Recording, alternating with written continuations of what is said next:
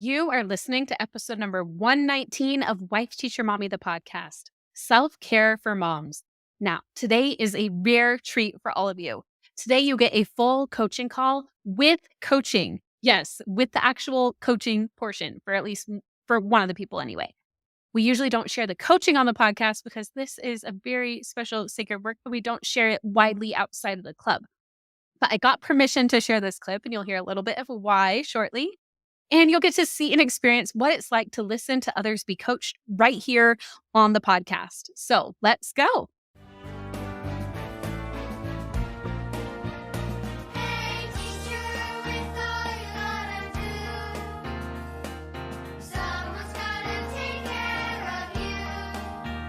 Whether it's the time or resources you lack, Wife Teacher Mommy, they have got your back. They'll bridge the gap, Teacher Mom. They'll bridge the gap, Teacher Mommy. Between you and the classroom and your family, they'll bridge the gap, Teacher Mom. They'll bridge the gap, Teacher Mom. When Teacher Mommy is the place to be. Welcome to Wife Teacher Mommy, the podcast. I'm Kelsey Sorensen, a former elementary teacher and current homeschool mom. And even though I've been a resource creator since 2014, I've realized that printables alone aren't all you need in order to thrive as a teacher or homeschool parent. That's why I also created this show and got certified as a life coach to help you finally kick burnout to the curb and feel confident with whatever challenges come your way. With the right mindset strategies and new teaching inspiration, you're going to be well on your way to your best teacher life. Now let's go.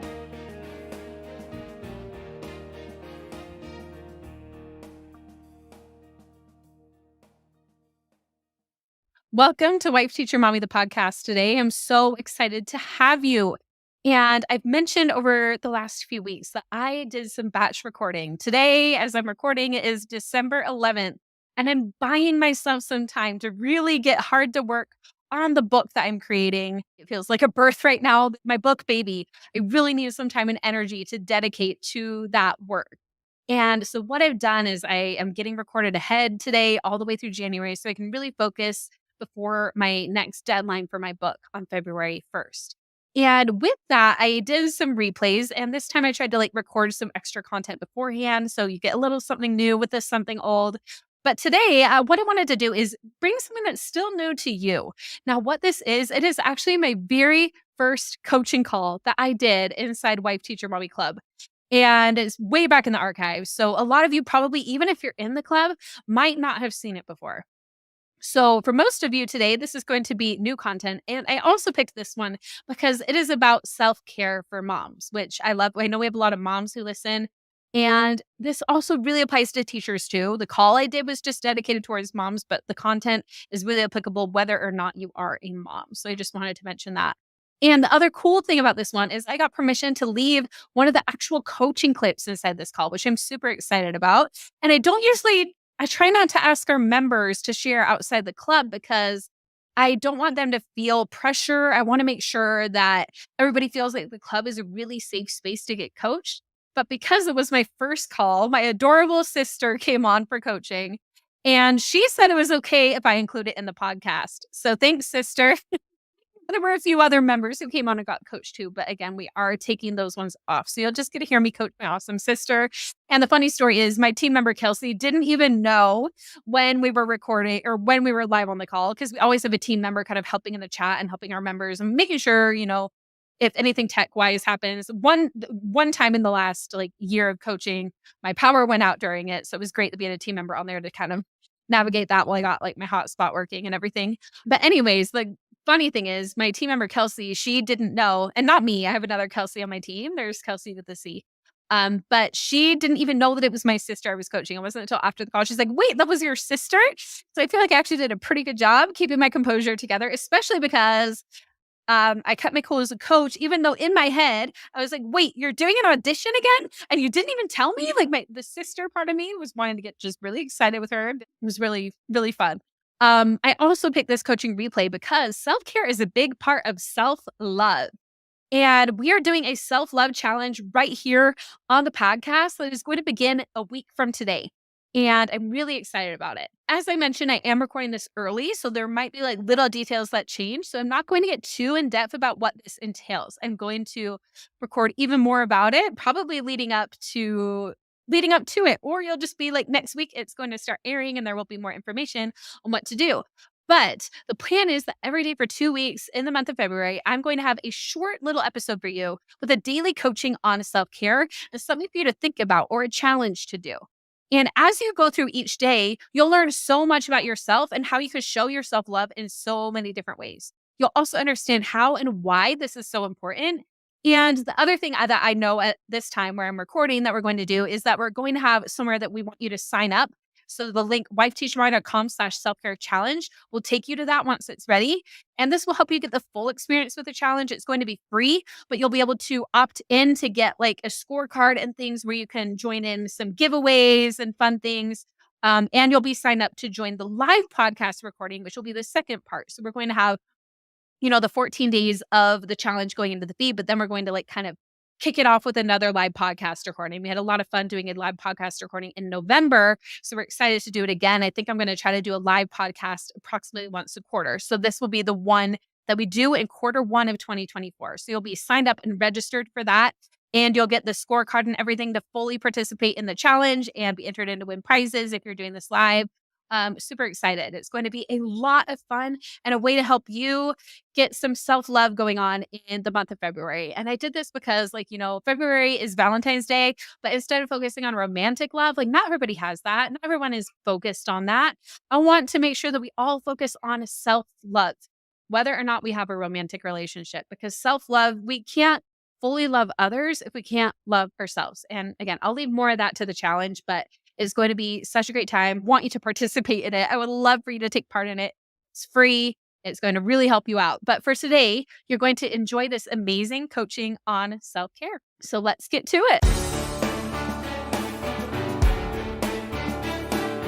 Hey, welcome. We're so excited to get started here with our self-care for moms. Google says that self-care is a noun. It's the practice of taking action to preserve or improve one's own health. Expressing oneself is an essential form of self-care and the practice of taking an active role in one's own happiness and well-being, in particular in times of stress. But the one thing that there's actually something I would kind of like to debate with this definition.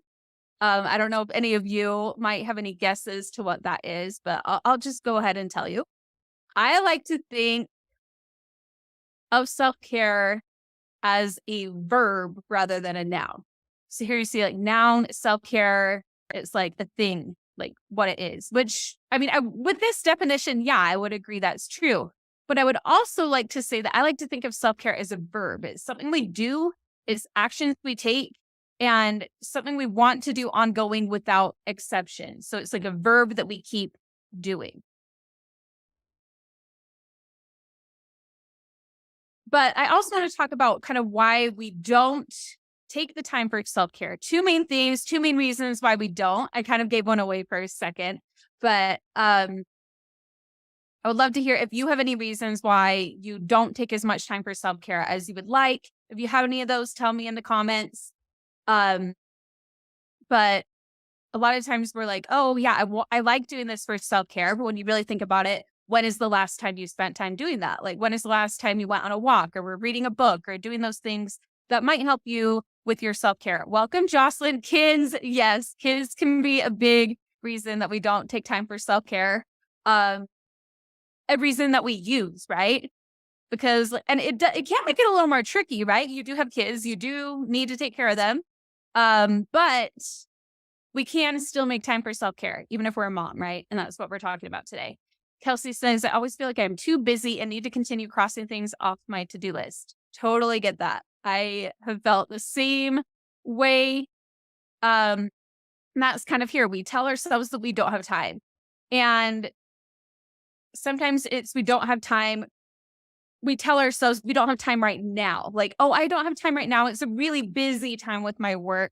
So I'll start taking care of myself when this is over. So even like, let me talk about myself right now. So right now, my team and I were planning this big event. and I just finished my coaching certification. And I'm like, I need to do more coaching. I need to get more practice. So right now, well, I could easily tell myself, and I do at times, we all do, and we need to correct ourselves. Like, I'll start taking care of myself when Educate and Rejuvenate prep, when we've like got more going with that, right? And then I'll have more time to take care of myself. But the truth is, we can just make that decision. We can decide, no, I need to make time to take care of myself right now, even if like school is busy right now, or even if like I'm homeschooling my kid and they need some extra attention. We can still do those things, but we can consciously set aside time for that self care too. And we'll talk a little bit about how we can do that today as well. Another thing we tell ourselves about self care a lot is that we believe self care is selfish. Now, we might not even think that, but we might not be like, oh, I don't think self care is selfish. But we do think that we need to put other people before ourselves a lot of times. Like, oh, I need to put my kids first. I need to put my students first.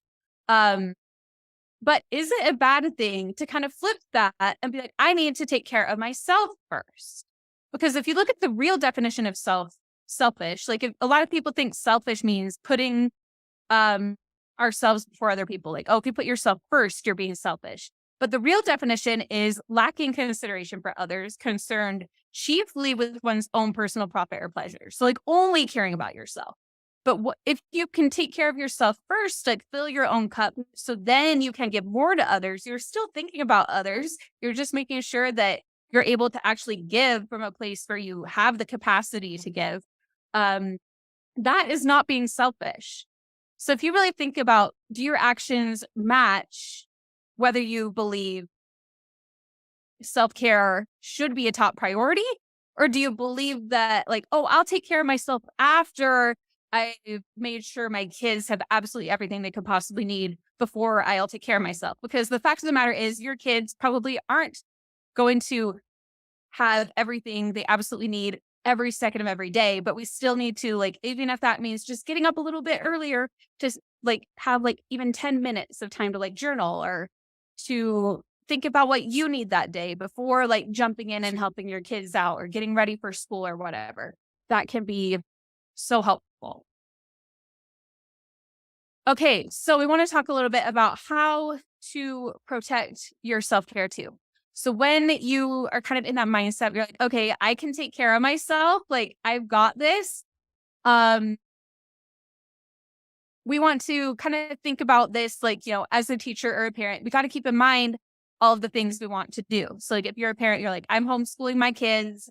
I need to be able to have this much time to do that with them each day. They need this, they need that. In order to be able to give all this to them, what do I need to do for myself first? So for example, for me, one thing I've been doing lately is every morning, generally the first thing I do when I get up is I put on my workout clothes and I do a workout. And what I do is now I just allow that time in my schedule. So like I know that when my alarm goes off, like I have that planned ahead the night before when I'm going to do it. And I'm able to get up and I do that. I make sure I take care of myself. And then I'm able to take care of my kids and people at work and everything that needs to get done. So if you have that plan in place ahead of time, you can make sure that you have time for your self-care. And what you want to do with that is treat it as you would any other appointment. So let's like as if you had an appointment with somebody else, because a lot of times we think like if you make an appointment with yourself, like you tell yourself, I'm going to work out at this time, or I'm going to read a book and make that time for myself. But then if somebody else is like, oh, like, let's say, for example, you're like, I set aside like, from 8 to 9 p.m., I'm going to read this Jane Austen book tonight. But then like your neighbor or friend or somebody's like, hey, I need someone to do this or whatever. You might be tempted to be like, oh, I'm going to stop doing that. I'm not going to do my thing and I'm going to help them instead. And then you just you never even make it up. So what I like to do is you can honor that appointment as you would any other appointment. So like, of course you can reschedule appointments, right? But you might be like, okay, well, if I'm going to help my friend with this, I want to make sure that I still squeeze this in somewhere else. And there's also nothing wrong with if you're like, you really just don't have the capacity. If you've been working all day, you're feeling really burned out. You can always just say no when you need to be able to get what you need to. If you need that time to recharge, to take care of yourself. So another thing you can do is set boundaries. So I want to talk a little bit about what boundaries are. Does anybody have like kind of their definition of what a boundary is? If you do, you can put that in the chat. So if you think of like setting a boundary, what do you think of when that comes up? I see Carol's face. She's like, "Ooh, I don't know." Um, so I'll tell you kind of what I think, and you can put what you think in the comments as I'm talking to. But when I think of a boundary, what you are or aren't willing to give up or do, yes, that is good. And they're non-negotiables when it comes to accessing me and my time. Yes, I like that definition, Carol. Okay, so one thing, and Jocelyn says, I think of lines that should not be crossed, whether in behavior, time limits, foods that should not be eaten, etc. Yeah, so those like are boundaries, like, with like our children, when you set a boundary of like, oh, and it's kind of different with children than it is with like an adult you're setting a boundary with. For example, like with children, we can set like expectations of their behavior. Like, we expect you to behave in this way. We want you to eat some of this. Like, you're kind of a guardian over them. You get to make like expectations and boundaries of what you expect on their behavior. But if you're working with like an adult, like, just another person in your life, like a lot of us, like if you have a spouse or partner, you might sometimes be like annoyed by some of their behavior. Raise your hand if that's ever happened to you, or somebody you work with or a neighbor. And what a boundary means there is you don't necessarily tell them what they can or can't do. So like, for example, an example that was given in coach training when I was doing it is that somebody's mother-in-law just kept just coming in, showing up unannounced and doing whatever she wanted. And this person did not want her mother-in-law doing it. So a boundary that she set is like, but she can't like tell her, you can't show up at my house necessarily unless she got like a restraining order or something. But what she can do is like lock the door and not answer the door if her mother-in-law comes over. So she's like, hey, this time is not good for you to come over. And so if you do, I've told you that this time isn't good. If you come over, we're just not going to answer the door, and the door is locked. So you can't just walk in. So that's kind of the example of a boundary. You say what you will do if somebody does something in order to protect yourself. So that's kind of when we're talking about self-care, like if you set a time in your calendar and you're like, this is what I'm going to do. And somebody else kind of tries to tell you something that they want you to do, you might be like, no, this is what I am doing at this time. So it's kind of what you're setting for yourself, what you will do in certain situations rather than other people. So it's kind of just like making your own decisions and honoring them, honoring that calendar when you create that. But the great thing about the reason I put these questions in a Google Doc instead of just like having them on a slide is it's great to passively like listen to something and kind of take it in. But it's even better when you kind of get active about it. You actually think about the answers, you put it down, you kind of do the work a little bit more. Again, there's nothing wrong with if you're like, I just have time to listen to this today. I don't have time to do anything else. No problem. Still great. But if you're able to kind of put in a little bit of time, like even like 10 or 15 minutes to fill this out, it'll just give you more awareness of where you're at with your current self-care practice and where you want to be. I want each of you to kind of think about it. You can either work on this on the Google Doc yourself, or you could like answer in the comments. We can kind of discuss them too.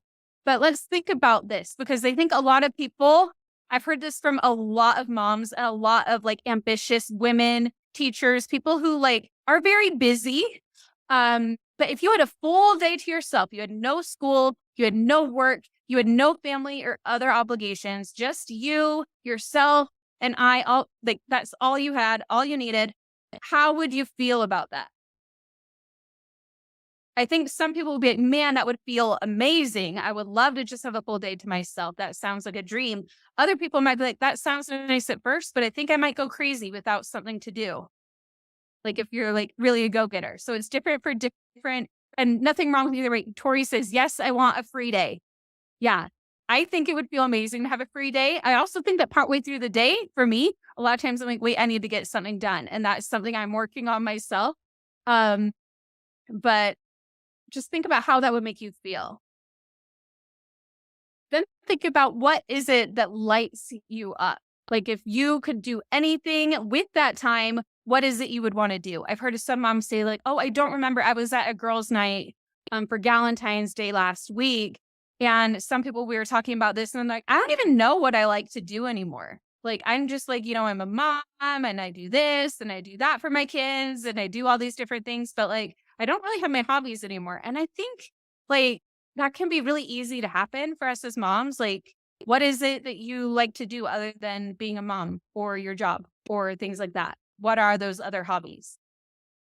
What is it that really lights you up? Another question is, how can I make my self care a priority? So, what is it that you can do that you aren't doing right now to make it even more of a priority in your life? And then how can you make that time? So, making it a priority and making the time for it. Because a lot of times we say, remember, we don't have time for things, but really it's we're not making the time. So, how can we make that time for our self care? Another question is, how is doing this self-full and helping me get to my greatest self, both for myself and others? I think that's a really good question to actually like think about and ponder and be like, how is doing this actually the best thing? Because a lot of times our brains will default to like, oh, but I need to be getting this done. I need to be doing this for my kids. They need me to be doing this for them, not doing this for me. But if you can really think about it, how is doing this for me actually going to help them? And really think about it, not just be like, "Oh, yeah, I know that, but my actions don't necessarily show that." Um, Diving in and answering that question can help. Another one is, how can I refill my cup every single day?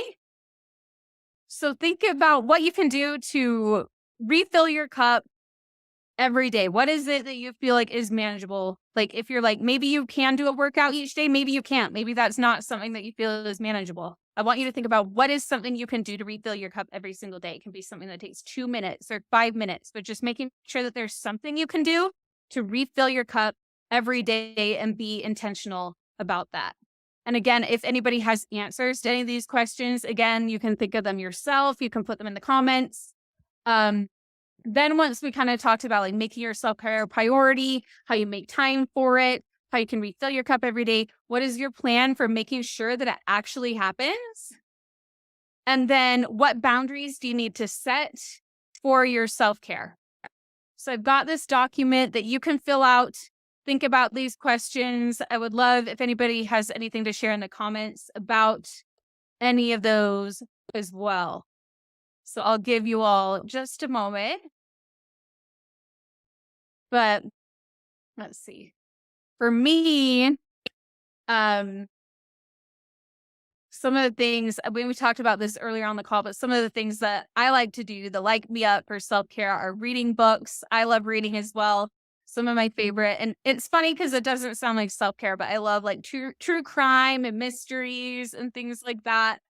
I love working out. I love doing all kinds of different things like that that aren't related to like work or anything else, or even helping my kids, just things that help refill my cup so I can do more for my children during the day. Bethany says, great questions. I want my kid to know I am a person separate from them with interests that I feel passionate about. Yes, I actually feel like, so when you think about like, how is doing this like self-full and helping you, but also helping your children, like we want our children to know that they can do all these things too. And you want them to see them not as just mom, but look at these cool things that mom can do as well. Like she's my mom, but she's also doing these other things. Like she likes to read and she likes to do this. Like they get to know you as like a person with interest. And that helps like as they grow up, because then like, eventually it's like, my mom, she's now one of my best friends and we love to talk about all kinds of things. So that is a great thought too. The other thing I love about that is that we're showing our children that, like, for example, if you have like a daughter, you want her to know that if she becomes a mom, if that's a choice that she makes later in her life, that she doesn't have to be consumed by that role only either. She can explore all these other things while being a mom too. So I love that thought, Bethany. Okay. Anybody else have any thoughts on any of those questions before we move on to the next thing?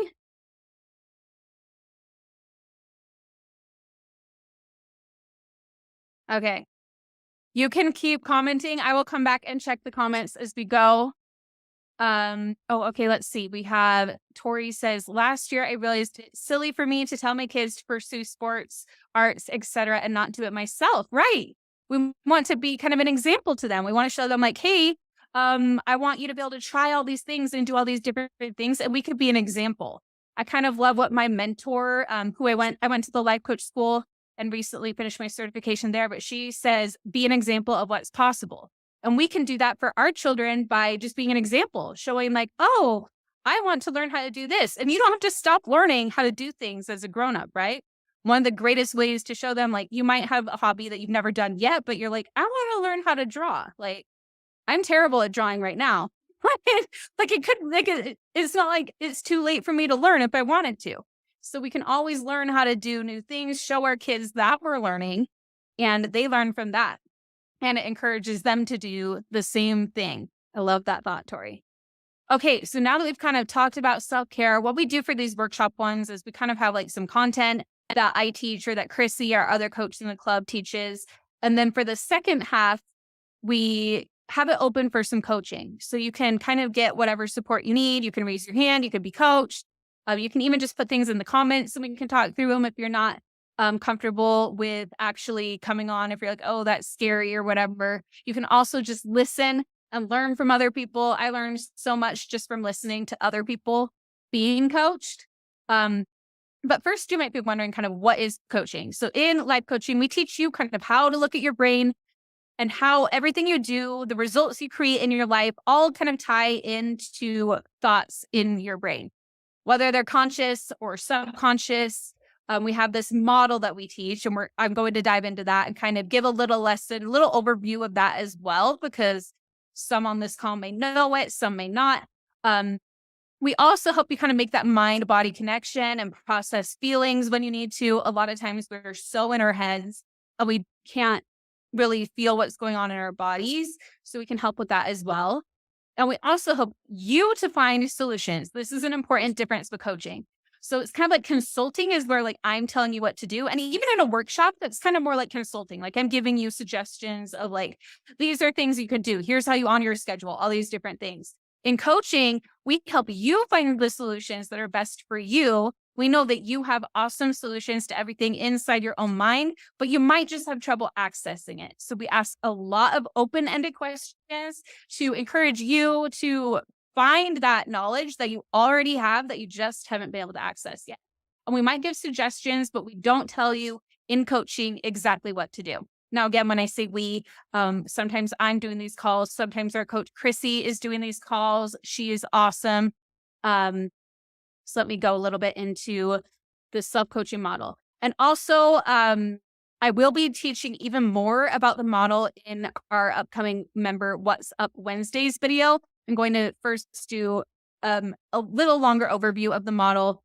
And then each week I'll go over each step of the model. So like in the month of March, there's 5 Wednesdays in March. So each week I'll be going over one of these. So be sure to watch your email for those What's Up Wednesday emails, and you'll be able to get those little video snapshots each week. But the self-coaching model, this was created by my mentor, Brooke Castillo. And this is what shows us how our thoughts drive our feelings, and our thoughts create our feelings, which drive our actions and create our results in our lives. So according to her, everything in life falls into one of these 5 categories. It's either a circumstance, which is completely neutral. It could be like proven in a court of law. It's like a circumstance is, for example, my tumbler is pink and has stickers on it. Like I could just show you that. We might all have different thoughts about it. Like I think it's super cool. Others of you might be like, why is she doing that? That's like something a 5-year-old would do. You know, we can all think different things about it, right? And then our feelings are what happens in our body as a result of the thoughts that we're having. And then when we feel a certain way, that drives us to do our actions. And our actions are twofold. So it's both the things that we do. So like when we're feeling anxious, we do certain things, but then we also don't do other things. So we might be doing if we were feeling something different. So that's an important thing about actions. And then the results are what we create with our actions. So it all really ties together in this model. And this is what we use a lot of times in our coaching. We can kind of talk you through like, well, a lot of the times we're like looking at your different thoughts and everything. We're seeing how you feel. and then what that causes you to do and what result you're seeing. And it really is just an awareness tool. It's not even like we're going to be, oh, yeah, you're doing this. Um, and we need to fix it or whatever. It's just like, oh, this is what's happening. And we just bring awareness around it. Okay. So how this works. So, I know I did this during the day, which is a little different than we've ever done. We usually do them in the evening because we have a lot of teachers. But this is for anybody who's here on this call. This is your opportunity to be personally coached. If you'd like to be coached, you can raise your hand. If you want to be coached, if you want to raise your hand right now, that will help me to know kind of how much time I should leave for coaching, or if we should just kind of talk over some other things. Um, but if you're being coached, like if you want to come on camera and be coached personally, um, you'll want to turn on your mic and ideally your camera if you're in a place where you can do that. If you can't turn on your camera, though, that's totally fine. But if you want to be coached, turn on your mic so we can talk. Um, and if you're not being coached, leave your mic off so we can all listen together to the coaching that is happening with the person who is being coached. But you can like make comments. Like a lot of times, like the great thing about being coached in a group is that there's kind of you get coached by the coach, but there's also the camaraderie of having a group of like somebody can say like, oh, I can totally relate to this. They can share kind of like their thoughts about it or whatever. So you kind of get like that support from the group, but then you also have the coach helping show you what is happening. So that is what I love about group coaching. I think it's really um, amazing in that way. You don't need to know what you want to be coached on in order to come on and be coached. Oh, Tori, is that a hand raise?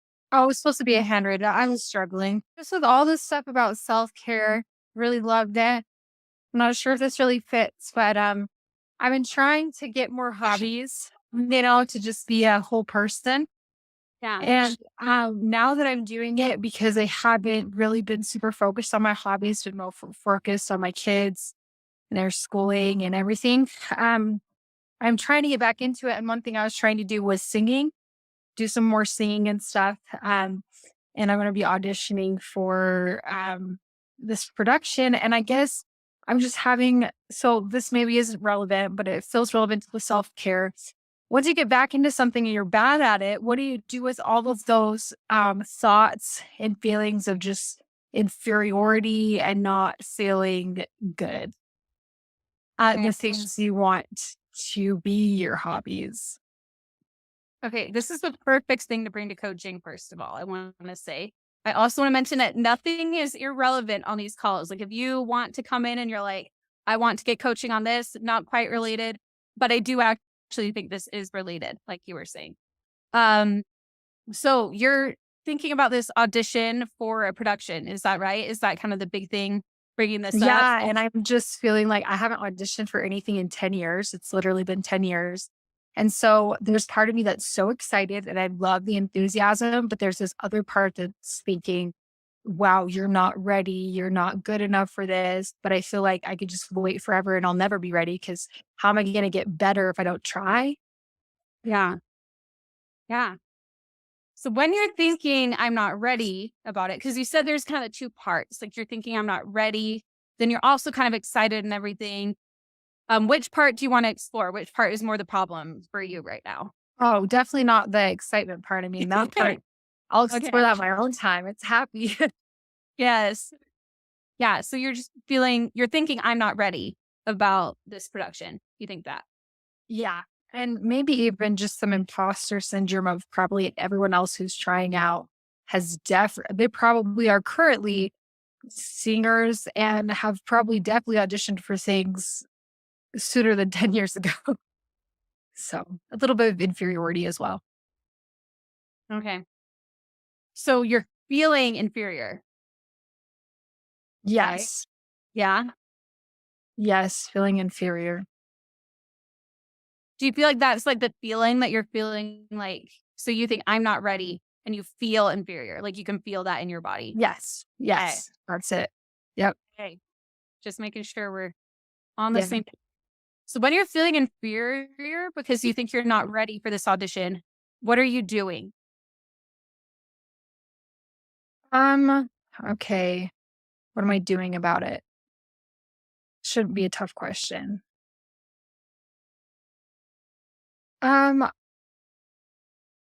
when I'm being more stressed instead of having fun when I practice. Okay, what does more stressed look like? It looks like not just when I'm singing, it doesn't feel like it's coming as much from the heart. It's actually higher to get those notes. Like it's because I'm just stressed. Okay, because you're stressed. Why is that? Why is it I think hard? What are you doing differently? Um, I think just because I'm telling myself different things, it's interesting with the voice. When your voice is your instrument, it's connected to you, it's connected to your emotion. So I just don't think that it's sounding as good as when I have those times of being confident. Or maybe I just don't think I sound as good because I'm being negative. I don't know, chicken or the egg. So What else are you doing when you're practicing? Or even when you're not, just when you're thinking that you're feeling inferior because you think that you're not ready for this audition? um I get nervous to tell people what I'm doing. I don't know if any of this is Oh, makes sense, but totally, fully related. What else are you not doing? That's something you're not doing, so you're not telling people about it. What else yeah. are you Um And I think sometimes I am thinking about it more than I want to because there are a lot of other facets of my life that I want to give attention to. what are you not giving attention to? I would say sometimes finding myself distracted when I'm working or when I am trying to write.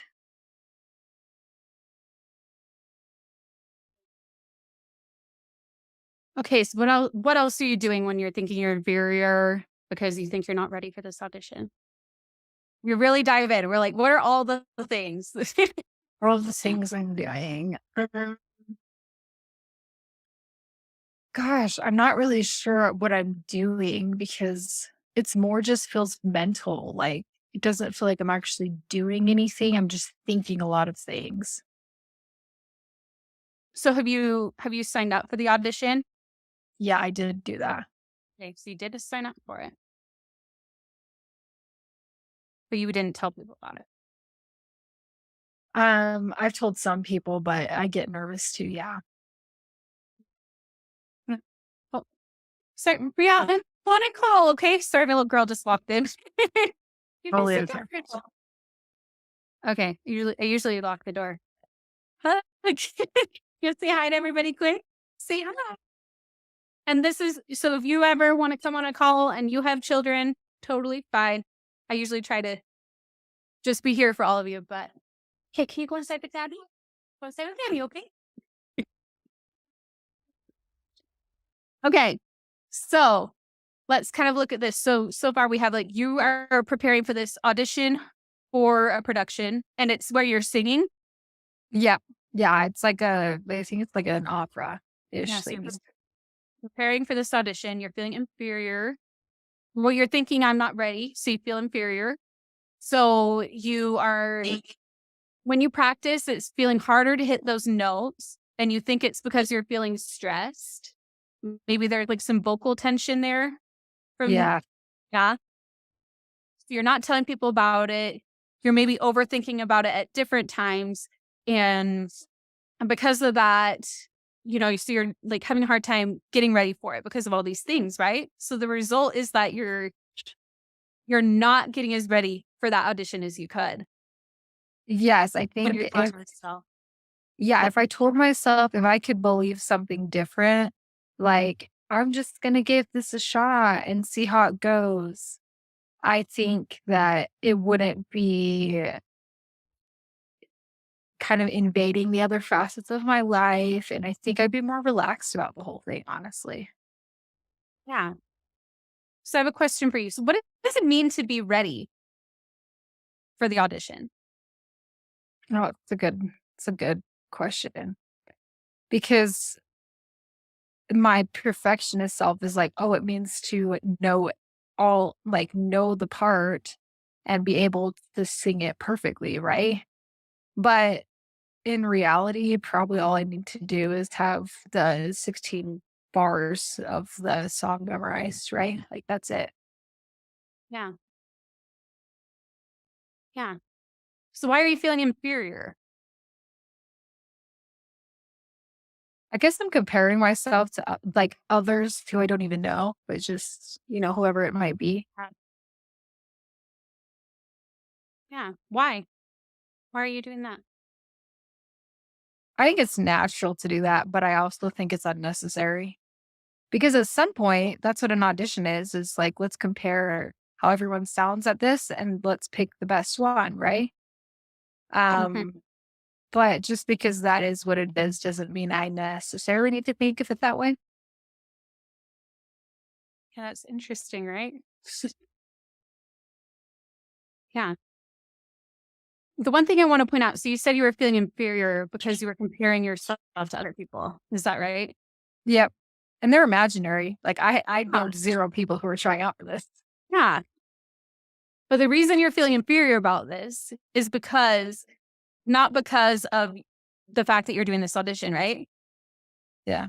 Because there might be other people who are auditioning who haven't done a play for like 20 years. And they're like, oh my goodness, I'm so excited. I finally get to do this again. Yep. And they're not True. feeling inferior about this. They're feeling excited. Yeah. But Yeah, that see makes that sense. quad of I'm not ready that is causing this feeling of inferiority. Yeah, because also I think it's what I'm not ready mean. Because what if I was just like, I'm not ready, but it's gonna be fun, right? Or like Yeah. even just adding something onto that thought maybe. Yeah. And that's a great way for us to like kind of transition too, because like you might not feel like, oh, I'm the best singer in the world. Maybe you don't believe that right now and you don't need to. But like I'm not ready and I'm doing this and this is awesome, like can be a great way to Maybe kind of maybe the second best would yeah. be like, I don't have to be ready. Like, I'm not ready. I don't have to be ready. Yeah. Yeah. Yeah. So what is something you can do leading up to this audition that will kind of help you with that, like feel the way you want to feel about it? I think I might just want to tell myself that I only want to practice or do it if it's going to be enjoyable. I think that's going to help me remember of like, oh, well, I do want to do it. So it's not the thing that's making it not enjoyable. It's what I'm thinking that's making it not enjoyable. I think if I just say to myself, how can I make this more fun? I'm automatically going to be like, well, because I used to love this and I'd love to bring that back into my life. And there we've got Yeah. some thoughts that are better, Yeah. maybe. Yeah. And one thing you said in there that you're like, I want to do it. Like you kind of like put emphasis on that. So Mhm. why do you want to do it? I just miss singing. It used to be such a big part of my life. And now it only happens to sing my kids to sleep or in the shower or the car. And I think it would just be fun to have part of that hobby back. Like we were talking about all the self care things. I think I need to find some hobbies that are outside of just um, helping other people, which is mostly what my momming and working is. Yeah. And you're doing that, right? Mhm. Yeah. So what are some ways you can be proud of yourself for this just the way it is? I think just maybe celebrating the small things, even signing up for an audition, like that's a celebration because not only have I not done an audition in 10 years, I haven't signed up for an audition in 10 years either. Right. So it's like Mhm. each little step could be like a little mini celebration. And that might take some of the pressure off of the one moment, right? Of singing in front of the people, of the adjudicators, right? Yeah. Look at all this awesome knowledge that came just right from your mind, right? Yeah, just from talking it out. Sometimes that's Yeah. helpful. Yeah. You did awesome. Well, thanks, Kelsey. It also looks like somebody had a comment. They said, talk to yourself as if you would talk to your kids. You would totally encourage them and tell them just to have fun. And Amen. that's a really good point too. So yeah, thanks, whoever I love that, Bethany. that That totally reminds me of a thing that one of my friends, and I think I mentioned this before, but you probably haven't all heard this. My friend Kirsten from Kirsten's Caboodle, she told me that she has this picture of herself in like kindergarten that whenever she thinks something bad about herself, she looks at that picture and she's like, would I say it to her? Because remember, you're still that little girl, right? Um, so I just love that. I ended up doing that too. I put like a picture of little me with like side ponytail, like polka dots. So yeah, I just think that's a great way to think about it, Bethany. Um, Cami says, amazing coaching. Love this. Sorry, I was late. Gotta love the work mom life. We're just glad you're here. I think all of us here get the working mom life, or at least the homeschool mom life, or all those things. If we're here, this is the self-care for moms workshop. We know how that goes. Okay, if anybody else wants some coaching, you can raise your hand and come on, or totally don't feel pressured either. Not required at all. I think we got some great coaching that we can learn from with Tori here. You can also just pop like something in the comments and we can talk through it as well. And the other thing we could also do, and I'm going to just, again, if anybody wants it, just raise your hand, but I'm not pressuring. So the other thing we can do is kind of talk about, like with Tori, what we can all learn from the coaching we just had. So she was doing something that she hasn't done in a long time. And I feel like this really ties into the workshop we were just doing of like, a lot of times when we're moms, we put off doing those things that we used to do. And we tell ourselves that we'll just do it later, like when our kids are all grown up in like 18 years or whatever. But we can be proud of ourselves, like she said, all along the way of each little thing we do to do those things. And what we talked about earlier in this workshop of we're actually showing our kids when we do these other things that they can do them too. So I think we've had such great conversation here during this workshop. But yeah, I feel like we had a lot of great conversations here today. You're all so smart. Thank you so much for everybody who joined us today. I think this was an awesome call. I will talk to you all then. Bye.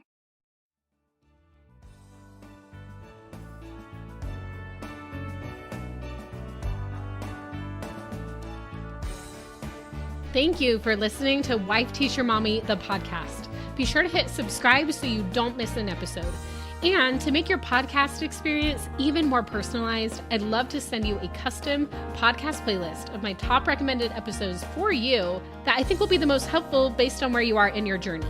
Simply go to wifeteachermommy.com/podcast quiz and answer a few simple questions. It'll take less than 2 minutes and you'll have your custom playlist sent your way.